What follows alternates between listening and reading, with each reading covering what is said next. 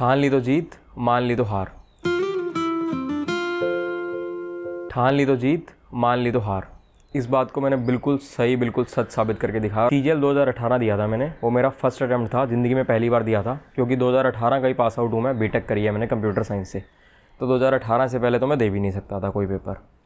CGL 2018 मैंने दिया और उसमें जो मेरी फ़र्स्ट अटैम्प्ट था उसमें मेरे को मेरी फ़र्स्ट प्रेफरेंस मिल गई। मैं आपको आगे भी बताऊँगा क्या थी मेरी फ़र्स्ट प्रेफरेंस और क्या मिली मुझे।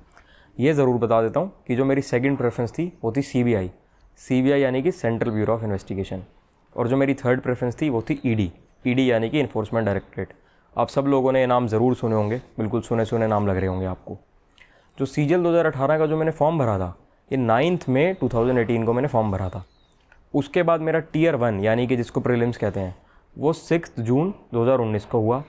उसके बाद मेंस यानी टियर 2 12 सितंबर 2019 को हुआ।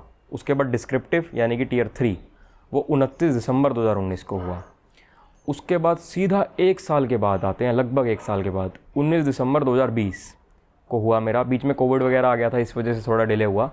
19 दिसंबर 2020 को मेरा सीपीटी हुआ और अभी इस 4 फरवरी को मेरा डॉक्यूमेंट वेरिफिकेशन हुआ, और अब तक मैं टोटल 5 स्टेप्स हो चुके हैं मेरे कंप्लीट, और अब ज्वाइनिंग का वेट है। जो मेरा टियर 1 प्लस टियर 2 का स्कोर था वो 600 में से था 542.77। 542.77 एक बहुत ही अच्छा स्कोर माना जाता है। लेकिन जो टियर 3 मेरा हुआ उसने मुझे धोखा दे दिया, बहुत गलत हुआ मेरे साथ, क्योंकि मेरी राइटिंग कुछ ज़्यादा ही अच्छी है। इतनी अच्छी है कि केमिस्ट को ही समझ में आती है और किसी को समझ में नहीं आती। तो उस राइटिंग की बदौलत मेरे सिर्फ और सिर्फ 100 में से 60 नंबर आए थे, यानी टोटल स्कोर मेरा 602.77 बन गया था। अब एक और चीज़ थी कि मैंने सीजीएल 2018 के साथ साथ एसएससी सीपीओ 2018 भी दिया था। 2018 में मैंने ये 2 पेपर दिए थे। बाकी जो ये CHSL MTS वगैरह होते हैं ये मैंने कभी नहीं दिए, आज तक कभी नहीं दिए। 2 ही दिए थे, सीजीएल 2018 और सीपीओ 2018। सीपीओ 2018 जिन लोगों को नहीं पता उनको बता देता हूँ, इससे दिल्ली पुलिस में सब इंस्पेक्टर लगते हैं, और उसमें भी मेरे बहुत अच्छे मार्क्स थे, बहुत अच्छा स्कोर था। लेकिन मैं आगे फर्दर पीईटी में नहीं गया था, क्योंकि मुझे यही जो मुझे रैंक मिली है, मुझे स्टार्टिंग से ही था कि मुझे यही पोस्ट चाहिए और इसी में जाना है मुझे। और जिन्होंने मुझे गाइड किया, जिनकी गाइडेंस के अंडर सब कुछ हुआ, वो है मेरे बड़े भैया। वो ऑलरेडी बहुत अच्छी गवर्नमेंट जॉब में हैं। वो सीजीएल 2014 में टॉप 100 रैंक में थे। उन्होंने ही मुझे गाइड किया, उन्होंने ही सारा स्टडी मटेरियल दिया, उन्होंने ही सब कुछ सिखाया, और उन्हीं की गाइडेंस में सब कुछ, उन्हीं से पढ़ के जो भी मैंने आज हासिल किया उन्हीं से सीख के सब कुछ किया। और ये मैंने आपको पहले ही बताया कि ऐसा कुछ नहीं है कि 8-10 घंटे 12 घंटे पढ़ना पड़ता है, ऐसा बिल्कुल भी नहीं होता। अगर इतना ही पढ़ना हो तो लोग यूपीएससी की तैयारी भी तो कर सकते हैं ना। इतना नहीं पढ़ना होता, रिलैक्स करके आराम से आपको पढ़ना होता है, बस कंसिस्टेंट रहना होता है, कंसिस्टेंटली पढ़ना पड़ता है। कोई ऐसी दिक्कत नहीं आती, बहुत इजीली हो जाता है। अब एक चीज़ मैं आजकल देखता हूँ, मेरे से बहुत से लोग पूछते हैं, लोगों को दिक्कत आती है, लोग ना मोटिवेशन ढूंढते हैं, कहते हैं यार हमें मोटिवेशन नहीं मिल रही, हमें मोटिवेशन चाहिए, मैं पढ़ नहीं पा रहा, हमें मोटिवेशन चाहिए। ये क्या मतलब हुआ यार, पढ़ नहीं पा रहा? नेट पर ढूंढ रहे हैं मोटिवेशन, गूगल पर ढूंढ रहे हैं मोटिवेशन। आपकी जो मोटिवेशन है ना वो आपके घर में ही है और कहीं नहीं है। कि पेरेंट्स है ना, वो आपकी सबसे बड़ी मोटिवेशन है। उन्होंने पूरी उम्र आपके लिए इतना किया, आज भी इस एज में भी आपके लिए इतना कुछ कर रहे हैं, उससे बड़ी मोटिवेशन आपके लिए क्या होगी? आप उनको देखो, उनको प्राउड फील करवाने के लिए और उनको हैप्पी करने के लिए, उनको खुश करने के लिए करो जो कुछ भी करना है। जब भी मन में विचार आए ना कि यार नहीं हो पा रहा, तो बस उनके बारे में सोच लो, सब कुछ हो जाएगा। उनके साथ टाइम स्पेंड करो, उनसे बात करो। आजकल के लोग हैं पेरेंट्स के साथ बैठते ही नहीं, पता नहीं सारा दिन, मतलब फैमिली वाली वो जैसे पहले था ना, वो बात मैं देखता हूँ आजकल नहीं है लोगों में। पेरेंट्स के साथ बैठो, उनके साथ टाइम स्पेंड करो। जो नॉलेज और जो चीज़ आपको वो सिखा सकते हैं ना, वो आपको कोई गूगल, कोई बुक, इंटरनेट कोई नहीं सिखा सकता। जो चीज़ आपको वो सिखा देंगे।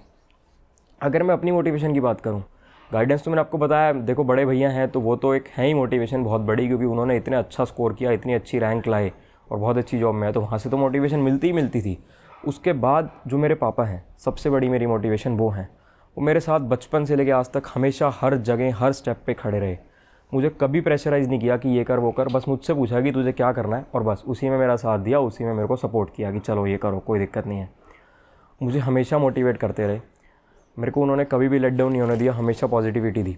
अगर देखो मैं बात करूँ जैसे क्या क्या चीज़ें, छोटी छोटी चीज़ें अगर मैं आपको बताऊँ, तो जो मॉक टेस्ट होते थे ना, मैं जनरली मॉक टेस्ट में रात को दिया करता था। रात को कभी 12 से 2, कभी 1 से 3। तो मेरा मॉक टेस्ट चाहे 1 बजे ख़त्म हो रात को, चाहे 2 बजे, चाहे 3 बजे, मैं हमेशा देखता था कि पापा जागे रहते थे मेरा मॉक टेस्ट खत्म होने तक। जब मॉक टेस्ट खत्म होने के बाद मैं उनको स्कोर बताता था, उसके बाद ही वो सोते थे। मतलब मैं उनसे पूछता था कि क्या हुआ, क्यों जाग रहे हो, तो वो कहते थे कि नहीं वैसे ही, बस नींद नहीं आई। लेकिन मुझे पता होता था कि अंदर ही अंदर वो मेरा स्कोर जानने के लिए, वो चीज़ देखने के लिए बैठे हैं। तो ये मेरी सबसे बड़ी मोटिवेशन थी कि देखो वो इतनी मेहनत कर रहे हैं, इतना मतलब मेरे लिए सोच रहे हैं, इतना कुछ कर रहे हैं, तो मुझे उनको लेट डाउन नहीं होने देना, उनको मतलब अपनी सफलता प्राप्त करके जो मैं लगना चाहता हूँ वो लग के उनको खुश रखना है, उनको प्राउड फील करवाना है, वो मेरे लिए सबसे बड़ी चीज़ होगी। और वही हुआ जिस दिन मेरा रिज़ल्ट आया 1 अप्रैल को, वो इतने खुश थे, शायद मेरे बड़े भैया के टाइम भी वो बहुत खुश थे, लेकिन शायद मुझे ऐसा लगता है कि उससे ज़्यादा खुश वो इस बार थे। कभी कभी मन में ऐसा आता था कि पापा इतनी कम वैकेंसीज़ हैं, इतना कुछ है। उन्होंने हमेशा मुझे एनकरेज किया और कहा है कि बेटा वैकेंसी चाहे 1 हो, चाहे 100 हो, चाहे 1 लाख हो, तेरे को तो एक ही सीट चाहिए, तो तेरे को बस वो एक सीट चाहिए। तू ये मत सोच कितनी वैकेंसी है कितनी नहीं है, भीड़ भाड़ के चक्कर में मत पड़ और टेंशन मत ले, तू मेहनत करेगा तेरे को सफलता मिलेगी ही मिलेगी, कोई दिक्कत वाली बात नहीं है। जब मैं इंस्पेक्टर बन सकता हूँ तो आप भी बनोगे, मेरे साथ रहो, चैनल के साथ रहो। आपको चैनल पे पढ़ाता तो मैं हूँ ही, पढ़ाने के साथ साथ सारी चीज़ें बताऊँगा, बुक्स बताऊँगा, स्ट्रेटेजी बताऊँगा, सब बताऊँगा, आपको सब पता चलेगा। और आपको भी एक दिन ऐसा ज़रूर आएगा कि आप खुश होगे अपनी, आप जब हासिल कर लोगे ऐसी चीज़। एक और जो बहुत ज़रूरी चीज़ है वो ये है कि आपने ना अपने आप से झूठ नहीं बोलना, अपने आप को चीट नहीं करना। अगर आपने अपने आप को ही चीट कर दिया और अपने आप से ही झूठ बोल दिया ना, तो फिर आप कुछ कर ही नहीं सकते ज़िंदगी में, कभी कुछ नहीं कर पाओगे। जैसे कुछ लोग पेरेंट्स को दिखाने के लिए पढ़ते हैं, आपको किसी को दिखाने के लिए नहीं पढ़ना। कोई यहाँ कोई ये स्कूल के पेपर थोड़ी है कि दिखाने के लिए पढ़ रहे हो, ये तो कंपटीशन है, आपको जॉब चाहिए, तो आपको अपनी जॉब पाने के लिए पढ़ना है। तो एक्चुअल में चाहे आप घंटा पढ़ रहे हो, 2 घंटे पढ़ रहे हो, 3 घंटे पढ़ रहे हो, जितना भी पढ़ रहे हो ना, वो आपको एक्चुअल में पढ़ना है, दिखावा नहीं करना। अगर आपने अपने आप से झूठ बोल दिया या अपने पेरेंट्स से झूठ बोल दिया तो आप ज़िंदगी में कभी सफल नहीं हो पाओगे। देखो, ये बुरी लगे अच्छी लगे, लेकिन ये सच्चाई है। जितना पढ़ो, सही पढ़ो, फिर आप ज़रूर होगे सफल, ज़रूर आपको सफलता मिलेगी। अब मैं आपको अपनी पोस्ट भी बता देता हूँ, जो मुझे पोस्ट मिली है, जो मेरी फर्स्ट प्रेफरेंस थी, excise and custom inspector. Excise inspector बनाऊँ। एक्साइज इंस्पेक्टर की क्या यूनिफॉर्म होती है, क्या सब होता है, वही मैं आपको आगे बताऊँगा। अब देखो, आपने ना बिल्कुल डरना नहीं है। आप ये जब आप तैयारी स्टार्ट करते हो सोचो यार, जब ये कर सकता है तो मैं क्यों नहीं कर सकता, उसने कर लिया तो मैं भी कर लूँगा भाई, इतनी कोई बड़ी चीज़ नहीं है। और जिस दिन आपकी कंप्लीट हो जाए सब कुछ, आपकी सिलेक्शन हो जाए, उस दिन आप ये सोचो कि यार मैंने कर लिया तो कोई भी कर सकता है। आने वाली वीडियोस में ना मैं आपको सारी स्ट्रैटेजी बताऊंगा, आप बने रहो चैनल के साथ, वीडियो के साथ। आपको सारी स्ट्रैटेजी, मैंने क्या किया, कैसे किया, अपनी बुक्स बताऊँगा, कौन सी बुक से पढ़ा, क्या क्या मेरी गलतियाँ हुई, जिन गलतियों को आप सुधार के और अच्छे मार्क्स लेके आ सकते हो, वो गलतियाँ बताऊँगा। एग्ज़ाम प्रेशर को कैसे हैंडल करना है, एग्ज़ाम को कैसे अटेम्प्ट करना है, हर चीज़ बताऊंगा। और एक और चीज़ बताऊंगा कि देखो, जैसे इस एसएससी सीजीएल के थ्रू आप सीबीआई में भी लग सकते हो, एक्साइज हो गया, एग्जामिनर हो गया, प्रिवेंटिव ऑफिसर हो गया, ईडी हो गया, इन बहुत सारी पोस्ट होती है जिनमें आप लग सकते हो। तो बहुत से लोगों को, जो लोग नए हैं ना, नए क्या, जो लोग पुराने भी हैं, उनको भी नहीं पता होता कि एग्जैक्टली हर पोस्ट में क्या क्या होता है।